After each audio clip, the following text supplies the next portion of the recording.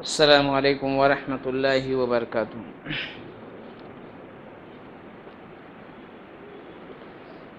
ان الحمد للہ نحمده ونستعینه ونستغفره ونعوذ باللہ من شرور انفسنا ومن سیئات اعمالنا من يهدي الله فلا مضل له ومن يضلل فلا هادي له واشهد ان لا اله الا الله وحده لا شريك له واشهد ان محمدا عبده ورسوله اما بعد فان خير الحديث كتاب الله وخير الهدى هدى محمد صلى الله عليه وسلم وشر الامور محدثاتها وكل محدثة بدعة وكل بدعة ضلالة وكل ضلالة في النار۔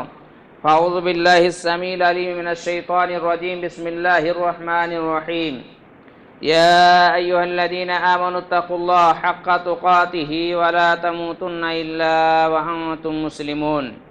يا أيها الناس اتقوا ربكم الذي خلقكم من نفس واحدة وخلق منها زوجها وبث منهما رجالا كثيرا ونساء واتقوا الله الذي تساءلون به والأرحام إن الله كان عليكم رقيبا۔ يا أيها الذين آمنوا اتقوا الله وقولوا قولا سديدا يصلح لكم أعمالكم ويغفر لكم ذنوبكم ومن يطع الله ورسوله فقد فاز فوزا عظيما۔ بسم الله الرحمن الرحيم، والفجر وليال عشر والشفع والوتر، أو كما قال النبي صلى الله عليه وسلم۔ عن جابر بن عبد الله رضي الله تعالى عنه قال قال رسول الله صلى الله عليه وسلم: أفضل أيام الدنيا أيام العشر، صحیح الجامع الصغیر۔ تمام قسم کی تعریفات اس وحدہ لا شریک خالق مالک ارض و سماوات کے لیے ہے، جنہوں نے ہم تمام انسانوں کو پیدا کیا اور پیدا کرنے کے بعد ہمیں یوں ہی جانوروں کی طرح چرتے پھرتے اور بھٹکتے نہیں چھوڑ دیا، بلکہ اللہ رب العالمین نے ہماری رہنمائی اور راہ صراط المستقیم پر گامزن کرنے کے لیے اللہ رب العالمین نے انبیاء و رسول کو بھیجا۔ ان میں سے سب سے آخری نبی جناب محمد رسول اللہ صلی اللہ علیہ وسلم کو بھیج کر دین کو مکمل کیا۔ اس رب العالمین کی جتنی بھی تعریف توصیف بڑائی بزرگی کی جائے کم ہے، لیکن ہم اپنی زبان سے الحمدللہ رب العالمین کہتے ہیں۔ بعدہ درود و سلام نازل ہو تمام انبیاء اور رسول خصوصاً جناب محمد رسول اللہ صلی اللہ علیہ وسلم پر۔ اللہم صلی علی محمد وعلی آل محمد کما صلیت علی ابراہیم وعلی آل ابراہیم انکا حمید مجید۔ رب اشرح لی صدری ویسر لی امری واحلل عقدۃ من لسانی یفقہوا قولی۔ اللہم رب زدنی علما۔ محترم حاضرین، دینی ملی بھائیو، جس ساتھیوں اور پردہ نشین مائیں اور بہنیں، آج کے اس خطبہ جمعہ میں میرا موضوع ہے حالات کے تناظر میں عشرہ ذی الحجہ کے فضائل و اعمال۔ کچھ دنوں کے بعد ہم ایک اور حرمت والے مہینے میں داخل ہو جائیں گے،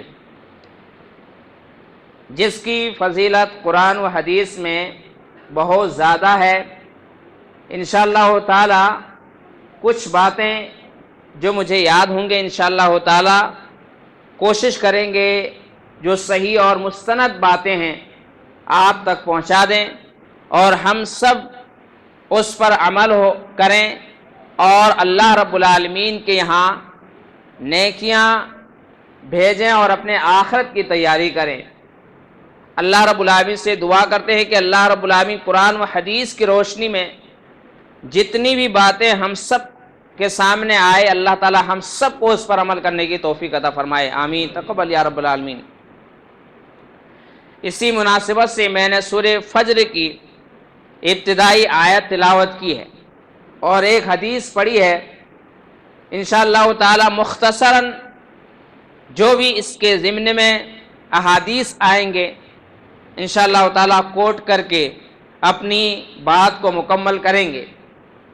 اللہ رب العالمین جب کسی مخلوق کا قسم اٹھاتا ہے، قسم کھاتا ہے، تو اللہ رب العالمین اس کے بعد اہمیت بتانا چاہتا ہے، اور اللہ رب العالمین کے نظر میں اس کی بہت زیادہ فضیلت اور اہمیت ہوتی ہے، تو اللہ رب العالمین قسم اٹھاتا ہے۔ یہاں پہ اللہ رب العالمین نے فجر کی قسم اٹھا کر کے کہا ہے، قسم ہے فجر کی اور 10 راتوں کی۔ یہاں پہ اللہ رب العالمین نے فجر اور رات کی 10 راتوں کی قسم کھائی ہے۔ پہلے آپ کو معلوم ہونی چاہیے یہاں پہ جو رات کی قسم اللہ رب العالمین نے کھایا ہے، مفسرین بیان کرتے ہیں ان 10 راتوں سے مراد ذی الحجہ کے ابتدائی 10 راتیں ہیں، 10 دن ہیں۔ تو اس کی فضیلت انشاءاللہ تعالیٰ بھی معلوم ہوں گی حدیثوں کے ذریعے سے۔ ہم شروع میں فجر کے تعلق سے کچھ باتیں کہ اللہ رب العالمین فجر کی قسم کھایا ہے، اللہ رب العالمین نے عصر کی قسم کھایا ہے، کہیں دین کی قسم کھایا ہے، کہیں رات کی قسم کھایا ہے۔ تو ہم سب کو بتلانا چاہ رہا ہے کہ جو بھی اللہ رب العالمین قسم کھا کر کے مخلوق کی قسم اٹھایا ہے، اس کے بعد کی اس کی اہمیت بہت زیادہ بڑھ جاتی ہے۔ عام طور پر دیکھا جاتا ہے کہ آدمی 4 وقت کی نماز پابندی سے پڑھتا ہے، لیکن فجر کا یہ عالم ہے کہ اکثر و بیشتر لوگ فجر کی اہمیت کو معلوم نہیں کر پاتے ہیں، اور معلوم ہونے کے باوجود سوئے رہتے ہیں۔ لیکن اللہ رب العالمین نے قسم اٹھایا ہے فجر کی۔ آج یہ دیکھا جاتا ہے کہ ابھی ہم آنے والے ایام میں 10 ذی الحجہ کے آخری، جس کو یوم النحر کہا جاتا ہے، اس میں ہم سنت ابراہیمی ادا کرنے کے لیے جانور کو قربانی کریں گے۔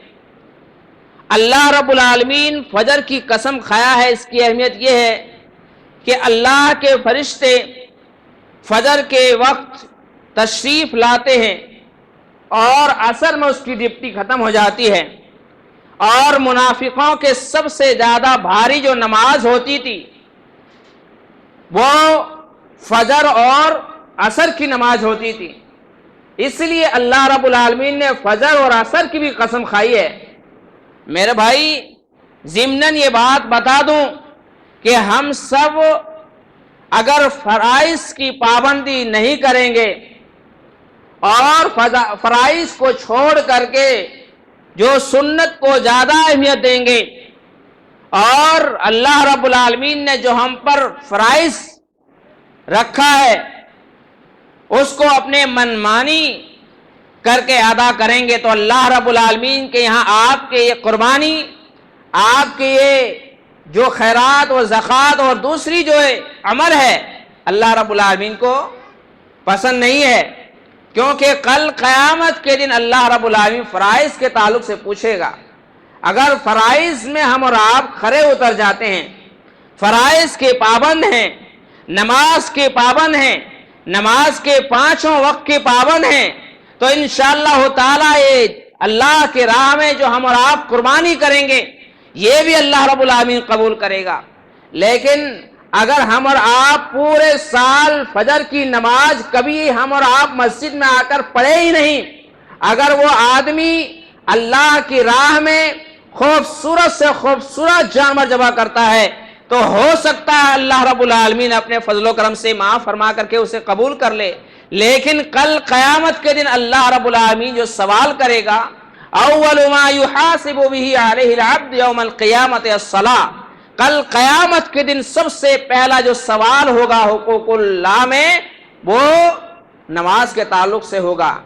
نماز تو 5 وقت کا بھی عالمیہ یہی ہے کہ کچھ ہی لوگ باجماعت ادا کرتے ہیں، اور کچھ ایسے نوجوان ہیں جو نماز ہی نہیں پڑھتے ہیں۔ رمضان کے علاوہ، رمضان مبارک کے مہینے کے علاوہ وہ اپنے منمانی جب چاہے جمعے کی نماز ہی پڑھ لیتے ہیں، یا پھر من کرا، یا کوئی مصیبت آئی، کوئی مر گیا یا کوئی مصیبت آئی تو آ کر کے نماز پڑھتے ہیں، ورنہ پورے سال کبھی توفیق نہیں ملتی ہے، کبھی اسے چاہت نہیں ہوتی ہے کہ اللہ رب العالمین نے ہمیں اچھا خاصا بنایا ہے، اللہ رب العالمین کے یہاں جا کر کے نماز ادا کریں، اس کی ذرا بھی پرواہ نہیں کرتے ہیں اور غفلتوں میں اپنے زندگی کو گزار لیتے ہیں۔ تو سب سے پہلا میرا اس خطبے کا پیغام ہے کہ آپ یقیناً قربانی کریں، اچھے سے اچھے جانور کو خریدیں، لیکن اس سے پہلے اپنے آپ کو نمازی بنائیں، اور خصوصی طور پر فجر اور عصر کی نماز قطعی نہیں چھوٹنی چاہیے۔ اللہ رب العالمین نے بھی کہا ہے فَصَلِّ لِرَبِّكَ وَانْحَرْ، پہلے نماز پڑھے اس کے بعد قربانی کریں۔ یقیناً جو آدمی نماز نہیں پڑھتا ہے وہ بہت سارے خیر سے محروم رہ جاتا ہے، بہت ساری عبادتیں اور بہت ساری چیزوں سے وہ محروم ہو جاتا ہے، اور آدمی برائی سے نہیں بچ پاتا ہے، کیونکہ اللہ رب العالمین نے گارنٹی لی ہے ان الصلاۃ تنہی عن الفحشاء والمنکر، بے شک نماز بے حیائی اور برائی سے روکتی ہے۔ معاشرے کے اندر اگر کوئی آدمی بے حیا بن جا رہا ہے، بے غیرت بن رہا ہے اور مرتد ہو رہے ہیں اور اسی طرح سے دوسرے برائیوں میں ملوث ہیں، اس کی واحد اور سب سے بڑا سبب یہ ہے کہ آدمی اپنے آپ کو اللہ رب العالمین نے جو فرض قرار دیا ہے نماز، اسے نماز ادا نہیں کرتا ہے، جس کے وجہ سے بہت ساری برائیوں میں ملوث ہو جاتا ہے اور نہ چاہتے ہوئے وہ کام کر گزرتا ہے جو اللہ رب العالمین کو پسند نہیں ہے۔ لہذا ہر آدمی کو چاہیے کہ پورے فیملی جب اس پر نماز فرض ہو جائے تو نماز کو پابندی کے ساتھ پڑھے، اور ایک نماز نہیں، دو نماز نہیں، بلکہ فرض نماز جتنے بھی ہے 5 وقت کی نماز بجماعت ادا کرنے کی کوشش کرے۔ اس کے ذریعے سے اللہ تعالیٰ آپ کے درجات کو بلند کرتا ہے، آپ کے گناہ کو معاف فرما دیتا ہے۔ لہٰذا اللہ رب العالمین نے فجر کی قسم کھایا، اس سے اور اس کی اہمیت بڑھ جاتی ہے۔ اللہ کے رسول صلی اللہ علیہ وسلم نے فرمایا رکعت الفجر، فجر کی 2 رکعت ہم سب کے نظر میں بل گیٹس، امبانی، اڈانی وہ ہوں گے مالدار، لیکن وہ صرف اور صرف پیسے کے ہوں گے، لیکن اللہ کے رسول صلی اللہ علیہ وسلم صادق و مصدوق جو زندگی میں کبھی جھوٹ نہیں بولتا، کبھی جھوٹ نہیں بولے، آپ علیہ السلام نے فرمایا کہ جو آدمی فجر کی 2 رکعت سنت پڑھتا ہے، دنیا اور دنیا کے مافیہ جتنے بھی چیزیں ہیں، چاہے وہ معدنیات ہو، سونا ہو، چاندی ہو، جو بھی کچھ ہے، وہ سب چیز سے وہ بہتر ہے 2 رکعت سنت۔ جو آدمی اسے ادا کر لیتا ہے وہ دنیا کے سب سے بڑا مالدار ہے، سب سے بڑا مالدار ہے۔ تو بتائیے اس کی اللہ رب العالمین نے کتنی اہمیت بیان کی ہے، اسی لیے اللہ رب العالمین نے فجر کی قسم کھایا۔ میرے بھائی، ہم سب کو چاہیے کہ فجر کی نماز باجماعت ادا کریں، اللہ رب العالمین سے دعا کریں کہ اللہ رب العالمین ہم تمام مسلمانوں کو 5 وقت کی نماز باجماعت ادا کرنے کی توفیق عطا فرمائے، آمین۔ اللہ رب العالمین نے آگے جو قسم کھائے ہیں والفجر ولیال عشر، قسم ہے 10 راتوں کی، ان 10 راتوں سے مراد ذی الحجہ کے ابتدائی 10 دن ہیں، اور ابتدائی 10 دن میں ہم اور آپ جو عمل کریں گے، اللہ کے رسول صلی اللہ علیہ وسلم کی حدیث کے مطابق سیدنا جابر بن عبداللہ رضی اللہ تعالیٰ عنہ فرماتے ہیں کہ افضل ایام الدنیا، دنیا کے سب سے افضل دنوں میں سب سے افضل دن ذی الحجہ کے ابتدائی 10 دن ہے۔ اللہ اکبر، یعنی سب سے افضل دن ذی الحجہ کے ابتدائی 10 دن، یعنی 1 سے لے کر 10 تاریخ تک اللہ رب العالمین کے نظر میں سب سے بہتر اور سب سے افضل دن ہے۔ ان دنوں کے اندر اگر کوئی آدمی نیک عمل کرتا ہے، صحابہ نے پوچھا، اللہ کے رسول صلی اللہ علیہ وسلم نے فرمایا کہ جو آدمی ذی الحجہ کے ابتدائی 10 دنوں میں عمل کرتا ہے، نیک عمل کرتا ہے، اللہ رب العالمین کے نزدیک دنیا میں جتنے بھی دن ہیں سارے دنوں میں کیے گئے عمل سے بہتر ہے، پسندیدہ ہے۔ صحابہ کو سمجھ نہیں آیا، کیونکہ ایک حدیث کے اندر آتا ہے ازکا، پاکیزہ ہے، سارے دنوں میں کیے گئے عمل سے زیادہ پاکیزہ ہے۔ ایک روایت میں آتا ہے سب سے افضل ہے، تو صحابہ نے عرض کیا اللہ کے رسول صلی اللہ علیہ وسلم والجہاد فی سبیل اللہ، اللہ کے راہ میں جہاد کرنا بھی ان دنوں میں عمل کیے گئے سے زیادہ افضل ہے۔ تو اللہ کے رسول صلی اللہ علیہ وسلم فرمایا قال والجہاد، جہاد بھی اگر کوئی کرتا ہے دوسرے دنوں کے اندر وہ شہید ہو جاتا ہے، شہید ہو کر کے جنت چلا جاتا ہے، لیکن ان شہادتوں سے بھی زیادہ افضل ہے ان 10 دنوں میں جو آدمی نیک عمل کرتا ہے۔ العمل الصالح، ایسا عمل جو اللہ رب العالمین کو لما تحب و ترضا، جسے اللہ رب العالمین راضی کر دے۔ نیک عمل وہ ہو جو اللہ کے رسول صلی اللہ علیہ وسلم سے ثابت ہو اور نبی کریم صلی اللہ علیہ وسلم کے طریقے پر ہو، جس کو اللہ رب العالمین نے کرنے کا حکم دیا ہو اسی طرح سے آدمی کرے، تو اللہ کے رسول صلی اللہ علیہ وسلم نے فرمایا کہ ان 10 ایام کے اندر اگر آدمی نیک عمل کرتا ہے تو جہاد فی سبیل اللہ سے بھی زیادہ افضل اور بہتر ہے اللہ کے نزدیک۔ صحابہ نے عرض کیا جہاد فی سبیل اللہ سے بھی؟ آپ نے فرمایا ہاں جہاد فی سبیل اللہ سے بھی، لیکن الا من خرج نفسی، مگر وہ آدمی جو اپنی جان و مال لے کر کے جاتا ہے، لم یرجع، اور وہ نہیں لوٹتا ہے، نہ اپنے مال لے کر کے اپنی جان لے کر کے، اگر وہ شہید ہو جاتا ہے ایام کے اندر، وہ کچھ بھی لے کر کے نہیں آتا ہے، وہی آدمی کے عمل اس مقام کو پہنچ سکتا ہے، ورنہ اس کے علاوہ کوئی بھی ایسا عمل نہیں ہے جو ان ایام کے اندر کیے گئے اعمال کا مقابلہ کر سکے۔ تو انشاءاللہ تعالیٰ اس کا اسٹیٹس معلوم ہو گیا کہ ان ایام کے اندر ہم اور آپ جو نیک عمل کریں گے وہ نیک عمل اللہ رب العالمین کو بہت زیادہ پسند ہے، لہذا ہم اور آپ کو چاہیے کہ کمر کس لیں، ان ایام کے دنوں میں، ان ایام میں زیادہ سے زیادہ نیک عمل کریں، نیک عمل کریں۔ اللہ کے رسول صلی اللہ علیہ وسلم ان ایام کے اندر کیا کرتے تھے؟ کرنے والے عمل کیا ہیں؟ ان ایام میں سب سے پہلا عمل حفصہ رضی اللہ تعالیٰ عنہ فرماتی ہیں، بخاری مسلم کی روایت ہے، آپ علیہ السلام ابتدا سے لے کر 9 تاریخ تک روزہ رکھتے تھے۔ کیا کرنا پہلا کام؟ چاند دیکھنے کے بعد، ذی الحجہ کے چاند دیکھنے کے بعد آدمی چاہے تو 1 سے لے کر کے 9 روزہ رکھے، اللہ کے رسول صلی اللہ علیہ وسلم کی سنت رہی۔ آپ علیہ السلام ابتدا کے 9 دن روزہ رکھتے، یوم عاشورہ کا روزہ رکھتے، اور 13، 14، 15 تاریخ کو آپ علیہ السلام، اسی حدیث کے اندر ہے کہ آپ علیہ السلام روزہ رکھتے تھے۔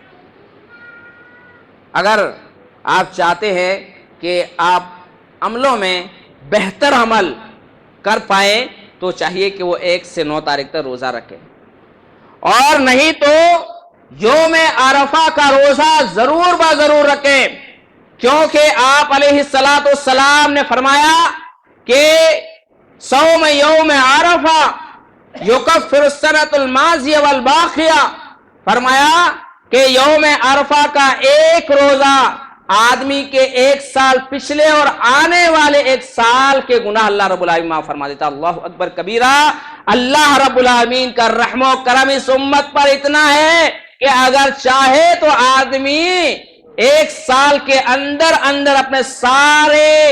اپنے دامن سے سارے گناہ کو اللہ رب العالمین سے بخشوا لے۔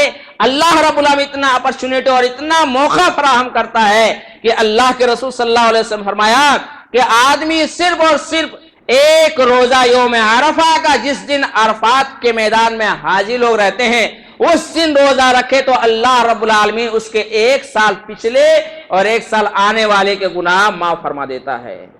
یہ گناہ چھوٹے چھوٹے گناہ ہیں، کبیرہ گناہ نہیں ہے، واضح کر دیتا ہوں۔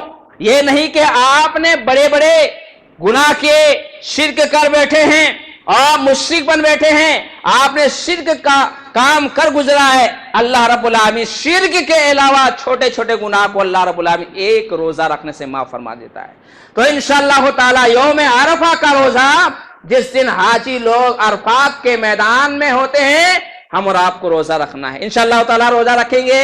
انشاءاللہ اللہ تعالی ہم سب کو صحت اور تندرستی کے ساتھ یوم عرفہ کا دین نصیب فرمائے. اللہ ہم سب کو روزہ رکھنے کی توفیق عطا فرمائے, آمین. یوم عرفہ یہ وہ دین ہے, تھوڑی سی تفصیل, یہ وہ دین ہے, اللہ رب العالمین نے اس دین کو یوم عرفہ کے دن مکمل کیا ہے. عصر کے بعد آپ علیہ الصلوۃ والسلام سوار ہیں, آپ اپنے سواری پہ سوار ہیں, ایک صحابی نکیل پکڑے ہوئے ہیں, اتنے میں آیت نازل ہوتی ہے الیوم اکملت لکم دینکم واتممت علیکم نعمتی ورضیت لکم الاسلام دینا.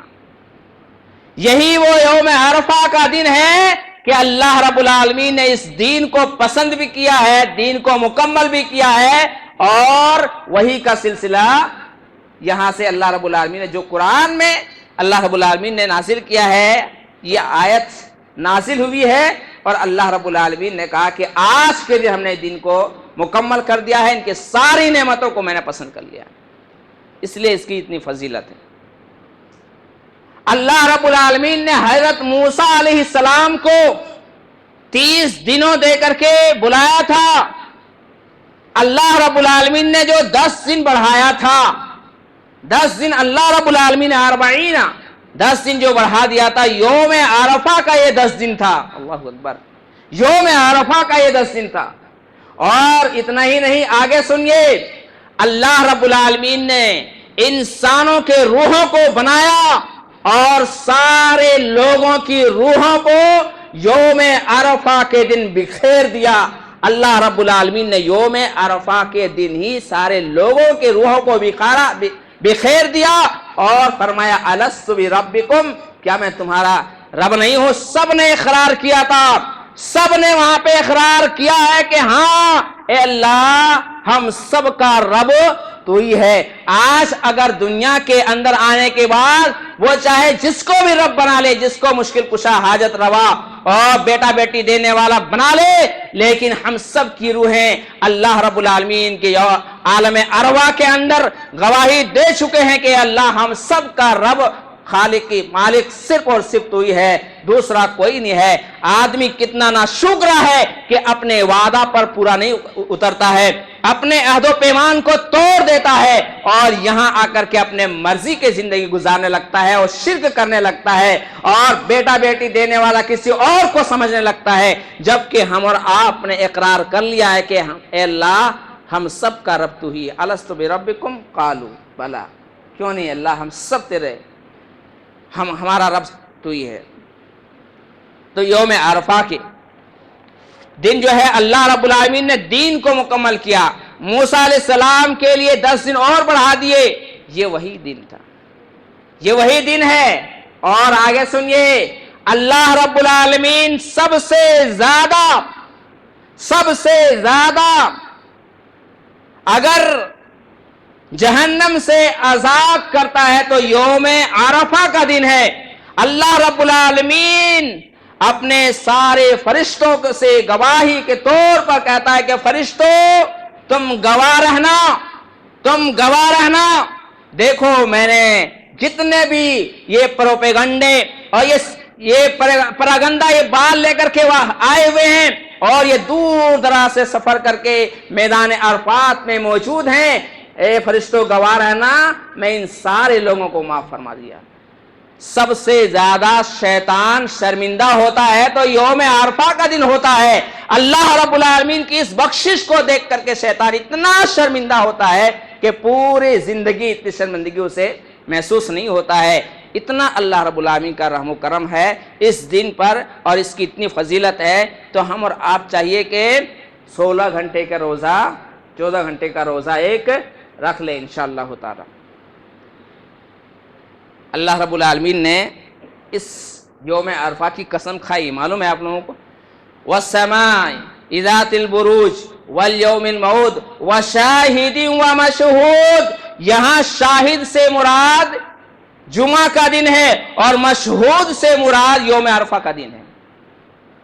مشہود جو فرشتوں کو گواہ بنایا, اللہ رب العالمین نے قسم اٹھایا ہے وشاہد و مشہود، شاہد سے مراد جمعے کا دن ہے، اس کی بھی بہت قدر و قیمت ہے۔ اللہ رب العالمین نے بتایا ہے قرآن و حدیث میں جمعے کے دن کی بھی بہت فضیلت ہے، جس کو ہم اور آپ نہیں سمجھتے ہیں، بس فارمیلٹی اور عادتاً جمعے کی نماز پڑھنے کے لیے پڑھ کر کے چلے جاتے ہیں، اس کی بھی بہت فضیلت ہے۔ ایک روایت کے اندر آتا ہے جو آدمی اچھی طرح سے غسل کرتا ہے، نیا کپڑا پہنتا ہے، مؤثر تو خوشبو لگاتا ہے اور آ کر کے امام کے سامنے بیٹھتا ہے بغیر کسی لغو کے بات کیے ہوئے، اللہ رب العالمین 1 سال کے تہجد کے نماز اور 1 سال کے روزہ رکھنے کا اللہ تعالیٰ ثواب دیتا ہے۔ یہ امت محمدیہ کے جمعہ کے دن، ہر جمعے کے دن یہ ہوتا ہے، چاہے تو اسے اختیار کر لے، چاہے تو اسے گوا دے، نصیب اپنی اپنی ہے۔ اللہ کی توفیق مانگو گے تو ملے گی، اللہ کی ہدایت تو آ چکی ہے، طلب کرنا ہم سب کا کام ہے۔ طلب کرو گے تو ملے گی اور نہیں طلب کرو گے تو یوں گمراہ ہو کر کے چلے جائیں گے۔ لہٰذا جمعے کے دن کی اللہ رب العالمین نے قسم کھائی ہے اور عرفے کا دن بھی اللہ رب العالمین نے قسم کھایا ہے، لہٰذا ہم سب کو چاہیے کہ عرفہ کے دن ایک روزہ ضرور بضرور رکھیں۔ اللہ رب العالمین نے ان 10 راتوں کی جو قسم کھائی ہے اس کی اہمیت معلوم ہو گئی۔ اب ہم اور آپ کو جو چھوٹے چھوٹے اس کے علاوہ جو عمل کرنا ہے وہ عمل بتا کر کے میں اپنی بات ختم کروں گا۔ وہ عمل کیا ہے؟ سب سے پہلے جو میں نے بتایا روزہ، اس کے بعد اللہ کا ذکر، کثرت سے اللہ کا ذکر کرنا، اللہ رب العالمین کے بارگاہ میں اپنے گناہ کی شرمندگی اور کثرت سے اللہ کا ذکر کرنا اور نوافل کا اہتمام کرنا، پابندی کے ساتھ باجماعت نماز ادا کرنا۔ سلف صالحین بلکہ صحابہ کرام رضوان اللہ علیہم اجمعین ان 10 ایام کے اندر دوسرے دنوں کے بالمقابل میں مسجدوں میں زیادہ سے زیادہ وقت گزارتے تھے اور ذکر، قرآن کی تلاوت، آتے جاتے میں صدقہ کرنا اور ہر وہ خیر کام یا ہر وہ نیک عمل جس سے اللہ رب العالمین کو مطلوب ہو صحابہ کرتے تھے۔ حدیث کے اندر آتا ہے یہاں تک کہ ایک صحابی تھک جاتے تھے، یہاں تک کہ وہ تھک جاتے تھے، ان 10 ایام کے اندر ایسے ایسے عمل کرتے تھے۔ ہم سب کو بھی چاہیے کہ اللہ تعالیٰ نے کچھ دیا ہے تو ذکر کے ساتھ، پابندی کے ساتھ، فرائض کی پابندی کے ساتھ، نوافل، صدقہ خیرات، اور جنہوں نے زکوٰۃ ادا نہیں کیا ہے، زکوٰۃ کے لیے روزہ شرط نہیں ہے، رمضان کا مہینہ شرط نہیں ہے، جب بھی آپ پر 1 سال گزر جائے آپ جو ہے اسی وقت زکوٰۃ نکال دیں۔ اگر کسی کی زکوٰۃ ان ایاموں میں نکلتی ہے یا صاحب نصاب پہنچتا ہے تو وہ بہت خوش نصیب آدمی ہے کہ آدمی ان ایاموں کے اندر وہ زکوٰۃ ادا کرے۔ اللہ رب العالمین کے نزدیک بہت زیادہ پسندیدہ عمل ہے، بہت زیادہ پسندیدہ عمل ہے۔ لہٰذا نماز کی پابندی، نوافل کی، اور ایک روایت میں آتا ہے کہ آپ علیہ السلام نے فرمایا کہ جو آدمی 10 یا 12 رکعت سنت موقدہ ادا کر لیتا ہے اللہ رب العالمین کی جنت اس پر واجب ہو جاتی ہے۔ اللہ رب العالمین اس کے لیے جنت میں ایک مقام عطا کرتا ہے، گھر بنا کر دیتا ہے، اس کے درجات کو بلند کر دیتا ہے۔ یہ کب ہوگا؟ جب ہم اور آپ 5 وقت کی نماز پابندی کے ساتھ پڑھیں گے، تب جا کر کے سنت موقدہ ادا ہوگی، سنت موقدہ ادا ہوگی۔ تو سنت نوافل کے ساتھ رواتب یعنی سنت موقدہ کی ادائیگی ضروری ہے۔ اس کے علاوہ آپ علیہ السلام کے صحابہ جو عمل کرتے تھے وہ کثرت سے چاند دیکھنے کے بعد کثرت سے تکبیرات کا اہتمام کرتے تھے، تکبیرات کا اہتمام کرتے تھے۔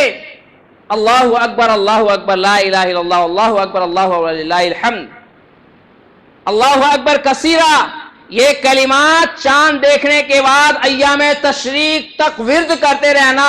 اللہ کے رسول صلی اللہ علیہ وسلم نے فرمایا کہ ان تکبیرات، اس نعروں کو اللہ رب العالمین اتنا پسند کرتا ہے، خصوصی طور پر صحابہ اس کا اسی لیے اہتمام کرتے ہیں۔ حضرت ابو ہریرہ رضی اللہ تعالیٰ عنہ کہتے ہیں بازاروں میں جا کر کے گشت لگایا کرتے تھے اور باقاعدہ بلند آواز سے تکبیرات کہا کرتے تھے۔ ہم سب کو بھی چاند نظر آنے کے بعد، چاند دیکھنے کی سنت ادا کرنے کے بعد تکبیرات کا ورد ایام تشریق تک کرتے رہنا چاہیے۔ انشاءاللہ تعالی ہم سب اپنی زبان سے بڑے آسانی کے ساتھ یہ تکبیرات ادا کر سکتے ہیں۔ اللہ اکبر، اللہ اکبر، لا الہ الا اللہ، واللہ اکبر، اللہ وللہ الحمد، اللہ اکبر کبیرہ والحمدللہ کثیرہ وسبحان اللہ بکرۃ واصیلہ۔ اس کے علاوہ بھی جو تکبیرات ہیں وہ آپ پڑھ سکتے ہیں، اور اس کے علاوہ ان ایام کے اندر زیادہ سے زیادہ توبہ اور استغفار اور اپنے گناہ کے سامنے رکھ کر کے شرمندگی محسوس کرنا اور اللہ سے بھیک مانگنا کہ اللہ تو معاف کرنے والا ہے، تو معاف فرما دے۔ اللہ رب العالمین معاف فرما دے گا۔ تو اللہ رب العالمین ایسے ایسے موقع عطا کیا ہے، اس موقع کو غنیمت سمجھیے اور ان ایام کو ایسے گزاریے کہ آپ کے لیے زندگی کے وہ جو کالے کارنامے ہم اور آپ نے کیے ہیں، اللہ تعالیٰ اسے سارے کے سارے بدل دے۔ اللہ رب العالمین نے ان ایام کے اندر جو کرنے والے کام اللہ کے رسول صلی اللہ علیہ وسلم کے ذریعے امت کو پہنچایا وہ یہ ہے کہ آپ علیہ السلام کثرت سے تکبیرات کے ساتھ ساتھ قرآن کی تلاوت کیا کرتے تھے۔ کثرت سے قرآن کی تلاوت ان ایاموں کے اندر کرنا اور اپنے والدین کے لیے مغفرت کی دعائیں کرنا، مومنین اور مسلمین کے لیے دعا کرنا۔ اللہ رب العالمین مسلمین اور مومنین کی دعا قبول کرتا ہے جو ان سے جدا ہو چکے ہیں، جو قبر میں جا چکے ہیں، جو موحدین ہیں، جو اللہ رب العالمین کے توحید کو لازم پکڑ کر کے اس دنیا سے جا چکے ہیں۔ اگر ان کے زندگی میں بشری ہونے کے لحاظ سے یا انسان ہونے کے لحاظ سے اگر غلطیاں ہوئی ہیں، ہم اور آپ ان کے لیے مغفرت کی دعائیں کریں گے تو اللہ تعالیٰ معاف فرما دے گا۔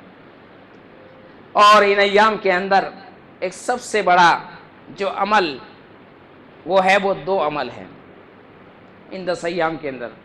وہ کیا ہے؟ ایک ہے حج کرنا۔ ان 10 ایام کے اندر ایک ایسا دن ہے، یعنی حاجی لوگ حج کرتے ہیں اور حج انہی ایام میں مکمل ہوتا ہے۔ صاحب استطاعت الحمدللہ بہت سے لوگ جا رہے ہیں۔ اللہ رب العالمین سے دعا کریے ان لوگوں کے لیے جو جا رہے ہیں، اللہ تعالیٰ ان کے سفر کو آسان کرے اور اللہ تعالیٰ ان کے حج کو مقبول فرمائے، منظور فرمائے۔ اور اللہ تعالیٰ سے دعا کریں گے اور ان لوگوں سے بھی گزارش ہے کہ اللہ تعالیٰ جانے کے بعد اللہ سے ہم سب کے لیے دعائیں خیر کرے۔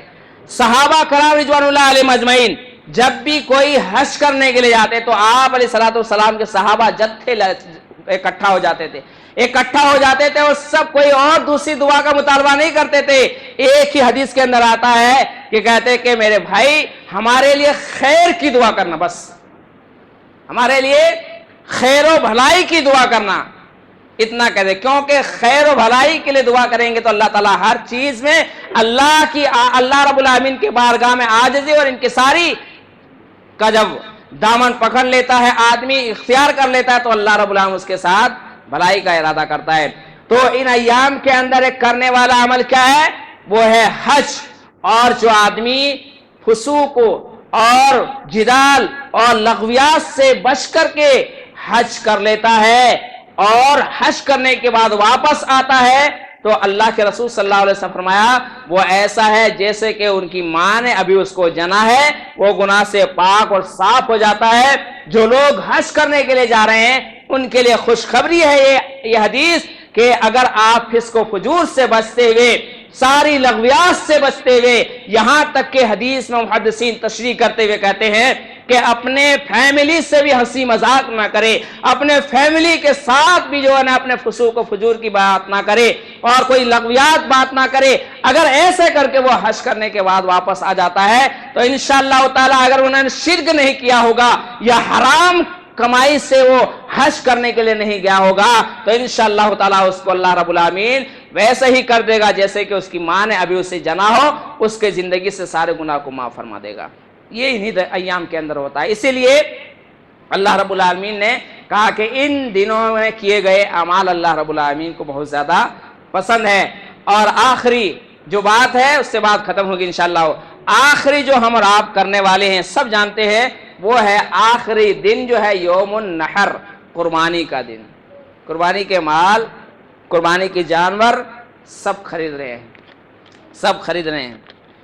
اللہ کے رسول صلی اللہ علیہ وسلم کی حدیث ہے کہ جو آدمی قربانی کا ارادہ کرے، سب سے پہلا کام یہ ہے قربانی کرنے والوں کے لیے، کہا کہ جو آدمی قربانی کرنے کا ارادہ کرے چاہیے کہ وہ نہ اپنا بال اور نہ اپنا ناخن کٹائے، نہ کاٹے نہ کٹوائے، یہ سنت ہے۔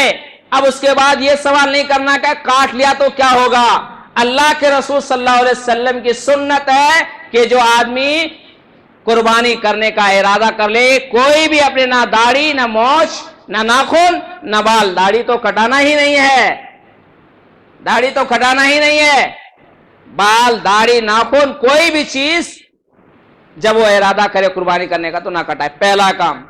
دوسرا کام یہ ہے کہ جانور خرید و فروخت کے درمیان اپنی زبان سے کوئی ایسا جملہ نہ نکالے کہ اللہ رب العالمین کے ہاں ریاکاری میں لکھا جائے، کہ ہم کمپٹیشن کے اندر ہم جو ہے مبتلا ہو جائے اور فلاں مال میرا اچھا ہے اور ان سے زیادہ بڑھ کر کے لیے۔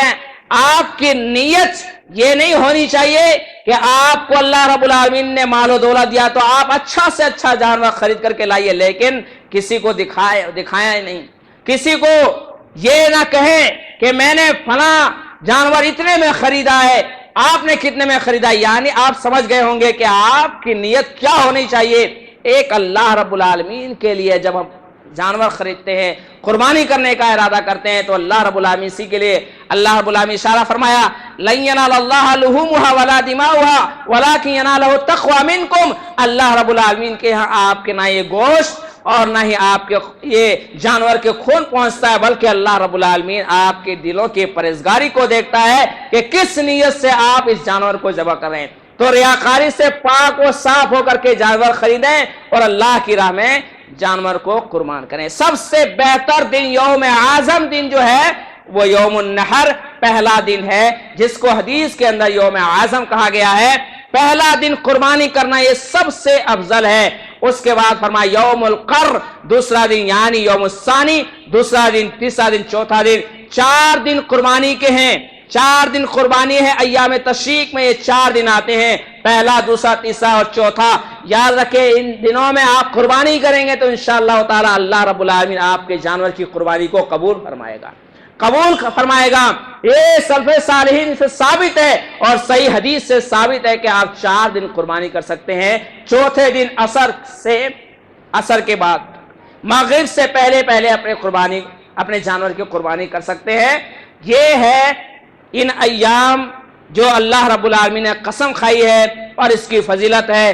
اللہ رب العالمین سے ہم دعا کرتے ہیں کہ اللہ رب العالمین ہم نے جو بھی قرآن و حدیث کی باتیں سنی ہے، اللہ تعالی ہم سب کو ان ایام کے اندر ان ساری حدیثوں پر، ساری چیزوں پر عمل کرنے کی توفیق عطا فرما۔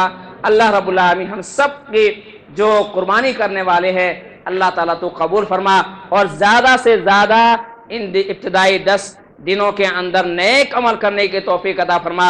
اللہ تعالیٰ ہم سب کو شرک اور بدعت خرافات کے عمل سے ہم سب کی محفوظ فرما۔ اللہ تعالیٰ جتنے بھی عبادتیں ریاضتیں ہم کریں اللہ تعالیٰ تو اسے قبول و منظور فرما۔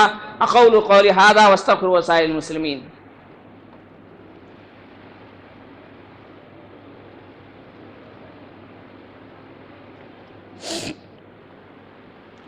ان الحمد لله نحمده ونستعينه ونستغفره ونعوذ بالله من شرور انفسنا ومن سيئات اعمالنا، من يهده الله فلا مضل له ومن يضلل فلا هادي له، واشهد ان لا اله الا الله واشهد ان محمدا عبده ورسوله، اما بعد فان خير الحديث كتاب الله وخير الهدي هدي محمد صلى الله عليه وسلم، وشر الامور محدثاتها وكل محدثة بدعة وكل بدعة ضلالة وكل ضلالة في النار۔ اعوذ بالله من الشيطان الرجيم، بسم الله الرحمن الرحيم۔ یا ایھا الذین آمنوا صلوا علیہ وسلموا تسلیما اللہم صل علی محمد وعلی آل محمد کما صلیت علی ابراہیم وعلی آل ابراہیم انک حمید مجید اللہم بارک علی محمد وعلی آل محمد کما بارکت علی ابراہیم وعلی آل ابراہیم انک حمید مجید سبحان ربک رب العزۃ عما یصفون وسلام علی المرسلین والحمد للہ رب العالمین.